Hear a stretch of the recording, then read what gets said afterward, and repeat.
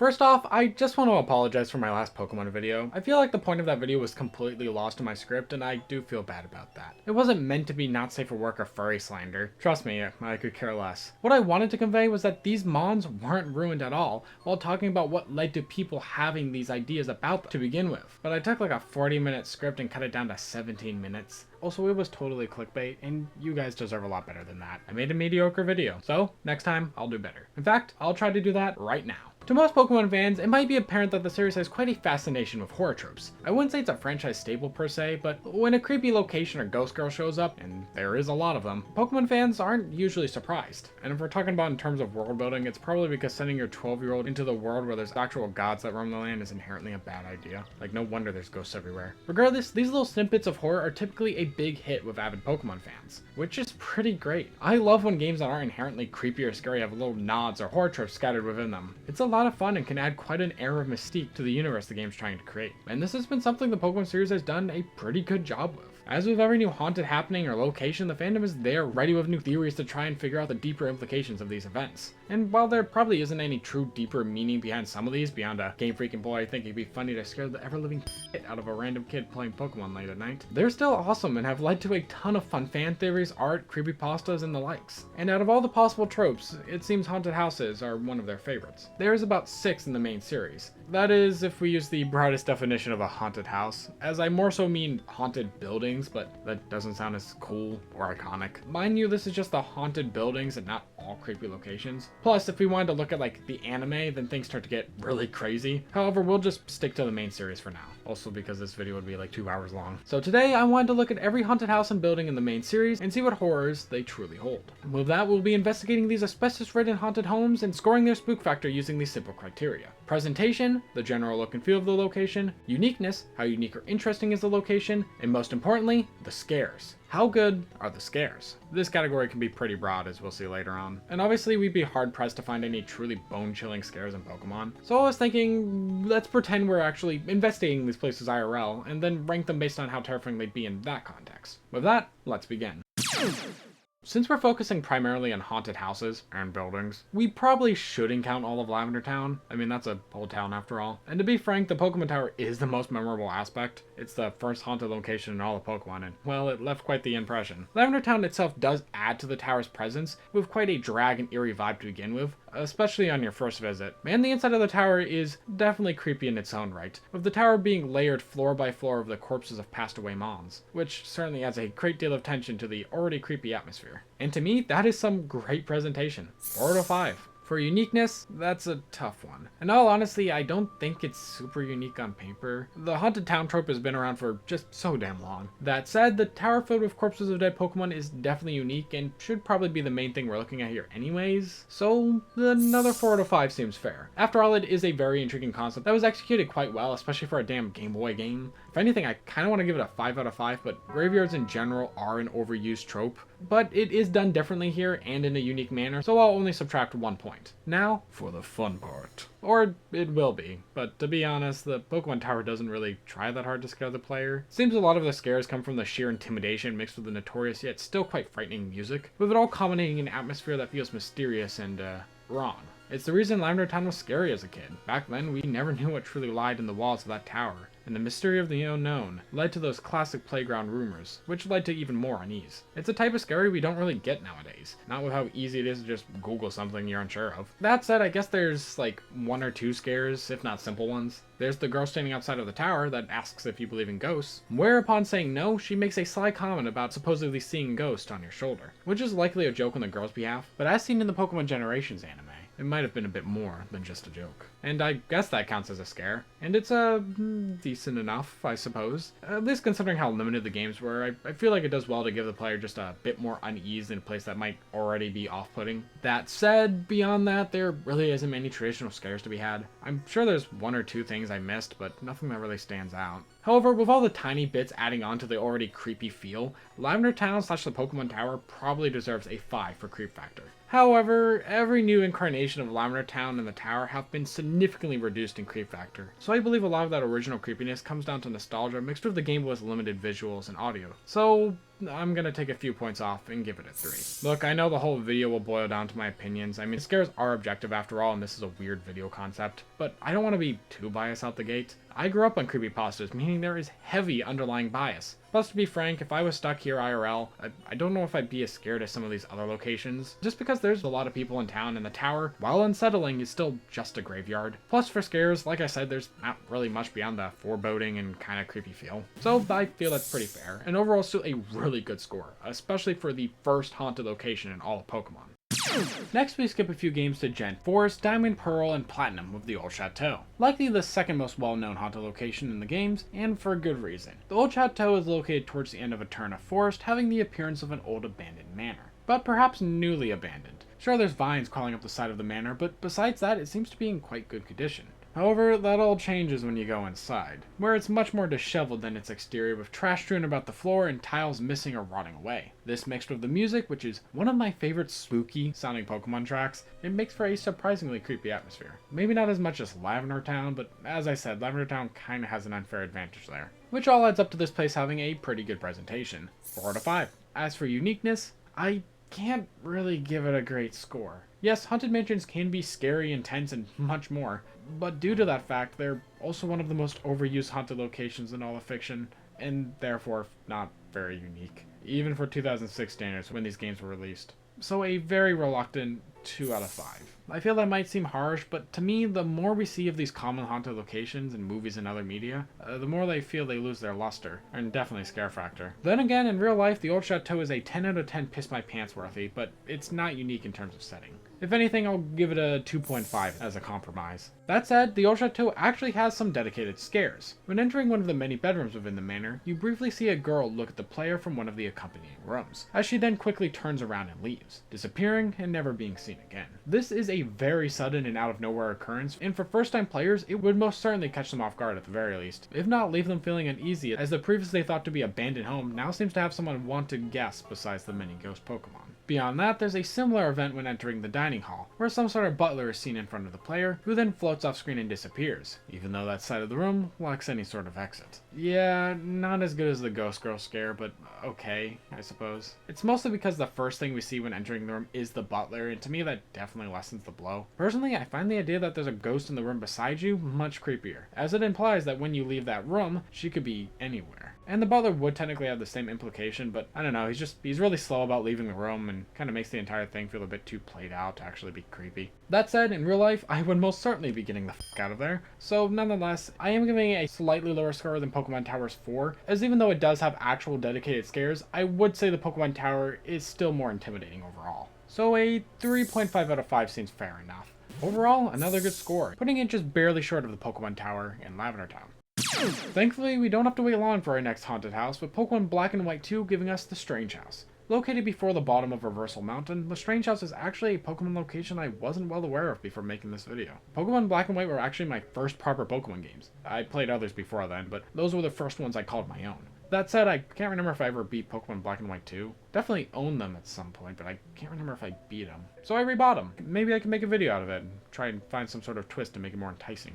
Regardless, the Strange House has quite a unique look, seemingly being made out of sand and clay, kind of harkening back to similar looking houses seen throughout more deserty environments like the Sahara. I've always thought these types of homes looked really neat, though that said, the one we have here has a pretty unremarkable interior in terms of presentation. It's just kind of a big house, a strange house even, but a bit boring in terms of decor. Though it is saved a bit due to a few subtle details I really enjoy. It seems like some of the objects around the house kind of have a mind of their own, randomly tossing around in place, which does well to really play up the fact that something's wrong about this house. Alongside that, the lighting and subtle yet creepy music that plays while you explore the place all culminate in a mid-presentation becoming pretty damn decent. As for uniqueness, it definitely has some unique elements to it, with the house constantly switching rooms in the player, plus the exterior has a unique look, at least compared to your typical Pokemon house. And to top it off, you actually need to go through this house to get an item to fight Cresselia. I guess that's not super unique, as the old Chateau had something similar, with it being one of the few places you could catch Rotom. But getting an item to fight a legendary is a little bit cooler in my opinion. Plus the Lunar Wing, which is used to summon them, actually plays into the backstory of the house. However, with all that said, it is still a pretty generic haunted house,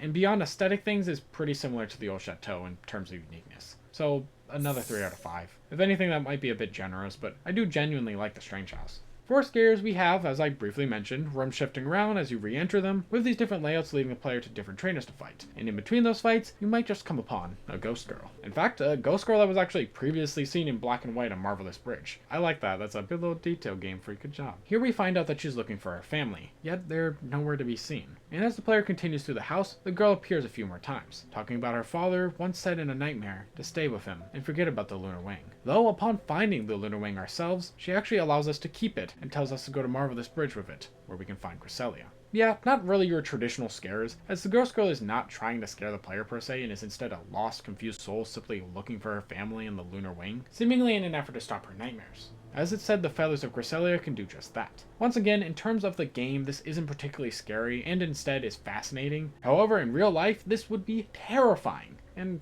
a little heartbreaking. I think the room switching part would especially freak me out. I hate to do this back to back, but another 3.5 out of 5 seems like the right call here. Because I can't really say if I think this place is more or less scary than the old Chateau, as I think it's scary for different reasons, but scary nonetheless, and kinda tragic.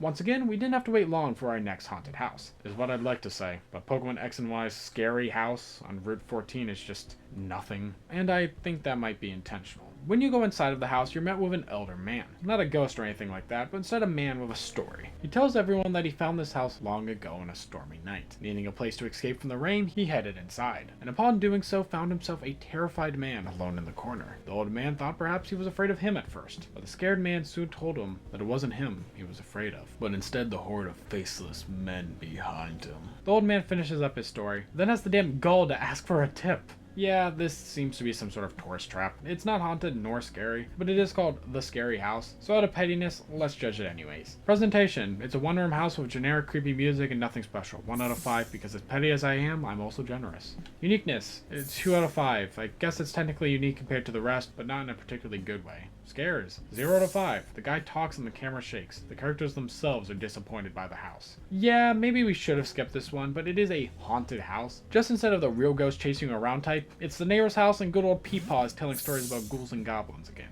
Oh yeah, before I forget, I'd love to hear what you think be the scariest Pokemon haunted house to spend the night at in the comments below. For me, I'm thinking the Megamart or Strange House. Something about abandoned stores really freaks me out. Also, while you're down there, you could possibly do the YouTube thing and like and subscribe. Okay, yeah, let's move on.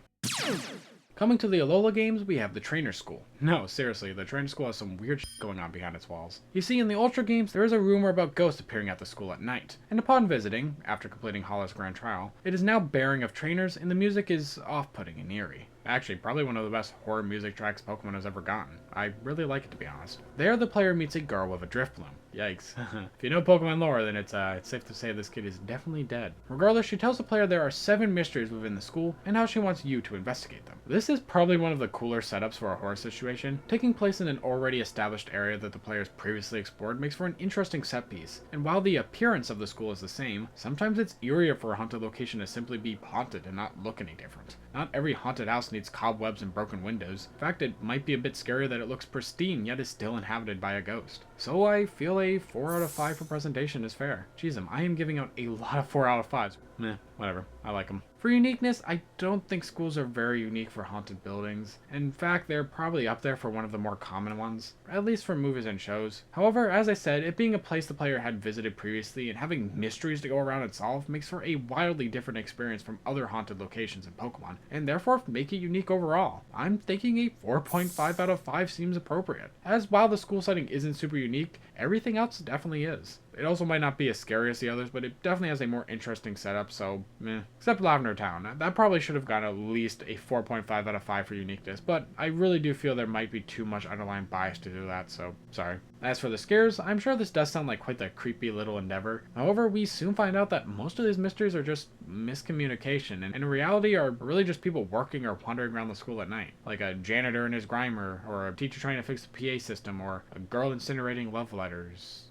Okay, well someone should probably keep an eye on that last girl because that is definitely some serial killer behavior. But besides that, most of these mysteries are explained away of them just being normal people doing normal things. Or maybe it is a little weird, but... There are 3 moments I'd say kinda count though. One being the player getting stuck in a classic infinite loop, of them being stuck going up the stairs just to appear back at the bottom, until you decide to do some snooping around and get attacked by a Ghastly. That said, a lot of the potentially scary moments are relegated to text over a black screen, which isn't great. Then there's a schoolroom full of people, who proceed to beckon the player to stay and be friends. However, upon talking to the teacher, we find out it was merely a hypno casting an illusion, who then promptly runs away after being caught. Upon returning to the girl, she thanks you for solving all the mysteries, and gives you the wise glasses as a reward. Then the player is noticed by a security guard, and while distracted, the girl disappears, with the guard remarking that we were alone the whole time. So definitely a lot going on, but besides the music and setup, it's clear the whole idea is that this school isn't haunted. At least not by these mysteries, and instead we see at the end that the only potentially real ghost was the girl herself. That said, in real life this would definitely still be terrifying. However, the scares themselves are a tad lackluster, all things considered. I think I'm gonna give it a 3.5 out of 5? It would be frightening, but a lot of the scares just come down to, once again, miscommunication. So overall, it'd be pretty tame in the end with only one potentially real ghost. Or maybe we should just hitch a ride in the drift one when we weren't looking. Damn, the best score so far. Yeah, I'm starting to feel like my scoring system might be bad. There's no way the school is scarier than the Pokemon Tower and as scary as the genuinely haunted houses.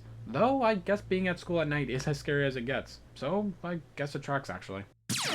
Our next haunted building is the Thrifty Megamart, also from the Gen 7 games. Sometimes referred to as the abandoned site and being, well, the Ghost Kahuna's trial, the Megamart is perfect for our little investigation. And for presentation, it's one of the better ones for sure. The Megamart is situated alone and away from other structures on the island. Then to top it off, the trial takes place on a dark, rainy night, the perfect environment for some classic scares. Plus, overall, it is a well-done abandoned grocery store, with a rusted roof, vines crawling up every side of the building, the inside being disheveled with food, carts, boxes, and all the sorts thrown about the place. It definitely looks the part, and does so in a way that makes for a unique experience your first go around. 4 out of 5. Jesus Christmas, another 4 out of 5. As for uniqueness, I think this might be one of the most unique so far. Of course, a haunted store isn't a new concept or anything, but it's not a go-to, and as an avid horror fan, I literally ingest horror every day. It's a problem. I can say it still isn't a super common setting, and especially not for Pokemon. So I feel this might be our first 5 out of 5. Plus, the idea of having to take pictures of the ghost Pokemon to fight them is just mwah, chef's kiss. That is such a fun and imaginative way to turn a horror trope into a unique trial mechanic. I love it. But not everything is top tier. I just don't love the scares here. I don't hate them either, because on paper they'd work pretty effectively. However, for some reason the game feels the need to slowly pan over to whatever is supposed to be out of place and kind of just go, look, something's happening! Isn't that scary? That said, if this happened to me IRL, obviously the camera panning wouldn't be there. So these would technically work as some good scares. I mean, carts moving on their own, machines randomly starting up, and ghosts appearing on camera. These are probably our best scares so far if we don't account for how they're presented in game with the silly camera panning. And that is how I've been trying to handle the scare section more or less. I think I just convinced myself to give it a better score. 4 out of 5. I'll be sticking to Hannaford's for sure. And I think that's all of them. I'm sure there's some haunted locations I've missed, but remember I'm mostly focusing on haunted buildings more than anything. Though if there is enough material for another investigation, I wouldn't mind doing so. Perhaps we can look at the anime next. The anime just loves haunted houses. Probably too much. That aside, here's our final ranking. Kinda feels wrong to not have Lavender Town at the top, but remember that was us mostly focusing on the tower, not the town as a whole. Though I did account for the town and if it added to the creepiness, and it definitely does. But overall, I am kinda happy with this. I might make a few retroactive changes. Alright, if I made any changes, change now. Alright, and that's my final scoring / ranking. And with that, if you guys disagree with my ranking, well, that's fair. Scares are objective, and I would also love to hear your guys' rankings in the comments below. Also, while you're down there, if you want to check out my Blue Sky or Twitter, can't say I use them very often, but they do exist. I think in the end, a lot of these locations would make for quite a frightening experience, at least if it happened IRL. And in terms of the games themselves, they are a super fun and unique little addition. I mean, they didn't need to add these in, but they did, and as they did, it's clear Game Freak put more effort into each and every one of them in their own special little ways. Except X and Y. Pokemon Haunted Houses are one of my favorite little oddities of the franchise, and something I hope they do more of, as it's been a hot minute since our last brush with the haunted side of the Pokemon world, and I'd love to see more of it in the future. Though with that out of the way, I think I'll end it here. A special thanks to my YouTube members, Best Pro Gaming, then another special thanks to my $15 patrons, Psyche Eclipse and Benjamin Baker. The extra support is crazy appreciated, so thank you all so much. Alrighty, hope you all enjoyed this video, and see you next time. Bye!